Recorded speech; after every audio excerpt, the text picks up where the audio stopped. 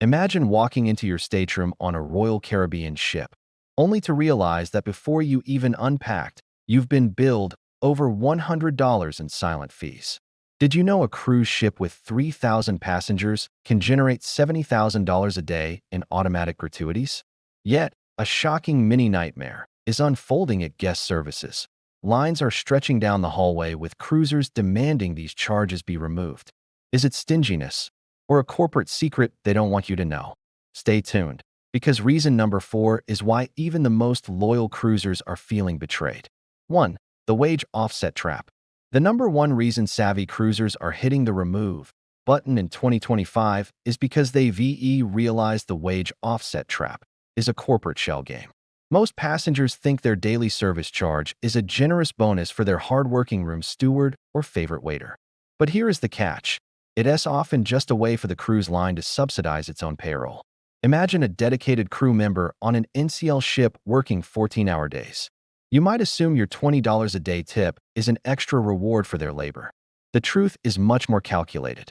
Many crew contracts actually stipulate a low base salary, and the pooled automatic gratuity is used by the corporation to meet the crew member's guaranteed minimum wage. You aren't giving a tip, you are literally paying the company's labor costs.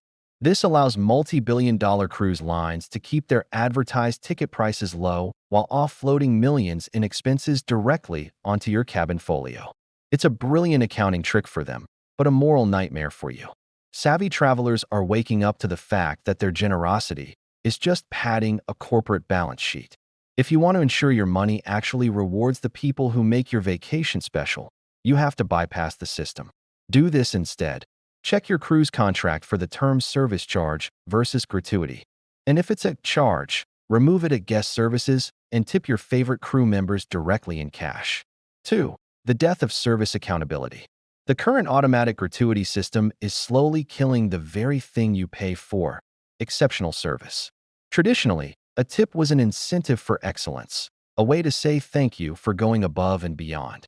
But when you automate that process, you remove all accountability. Most passengers assume the pool rewards the best workers, but the truth is, the system treats the superstars and the slackers exactly the same. Imagine two different scenarios on a Carnival cruise. In the first cabin, the steward is a ghost, the trash is overflowing, and you haven't seen a towel animal all week. In the second cabin, the steward knows your name by day 1 and has your ice bucket filled every afternoon. Under the current auto tip structure, both of these employees receive the exact same payout from the pool. This erosion of the link between effort and compensation inevitably impacts motivation. You might have noticed that checked-out vibe at the buffet or the main dining room lately. It's because the crew knows their paycheck is coming regardless of how fast they clear your table or how well they handle your request. Cruisers are removing the fees because they refuse to reward mediocrity. They miss the personal satisfaction of a face-to-face thank you. That actually means something. By opting out, you're not being cheap. You're insisting on a system where performance actually matters. Do this instead. Wait until day 3 of your sailing to assess service levels. Then head to guest services to adjust your daily rate based on the actual quality you've received. 3. The double-dipping nightmare. Cruisers are revolting against what insiders call the double-dipping nightmare, where you are essentially being tipped to death by 1,000 cuts. Most passengers think their daily $18 service fee covers everything on the ship, but that is a costly misconception. The truth is, cruise lines have created a layered tax system that catches you every time you try to enjoy yourself. Imagine you're sitting at the pool bar on a princess ship. You order a $15 drink. You've already paid your daily auto gratuity, but when the receipt arrives, there's an automatic 18% beverage service charge already tacked on. Then, the server hands you a pen with a blank line for additional tip. If you aren't paying attention, you end up tipping a third time on a single drink.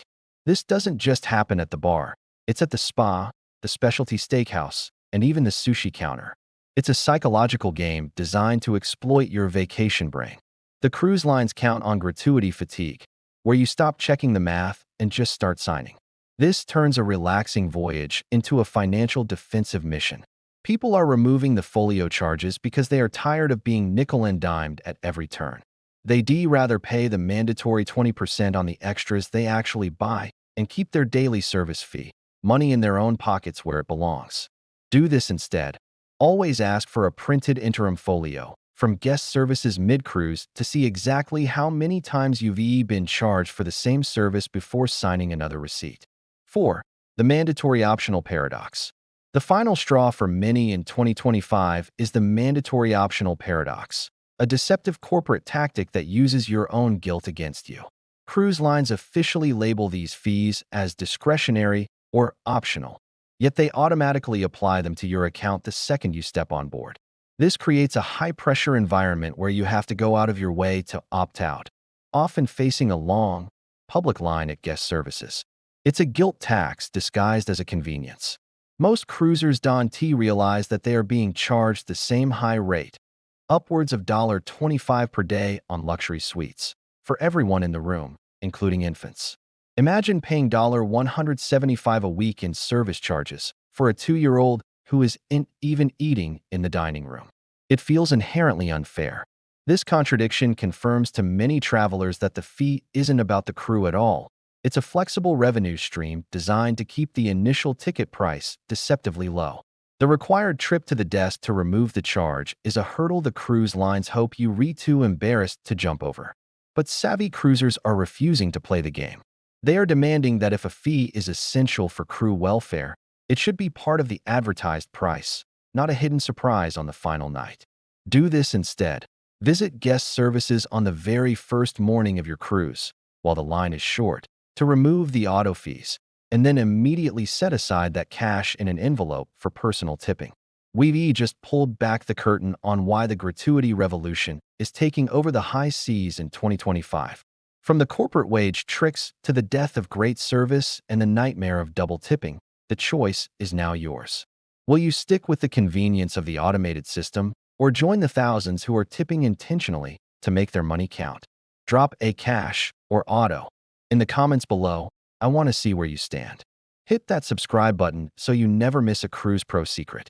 And if you think the tipping rules are confusing, you need to see what else they're hiding. Watch 12 Things Banned on Cruise Ships in 2025 right now to avoid a vacation disaster.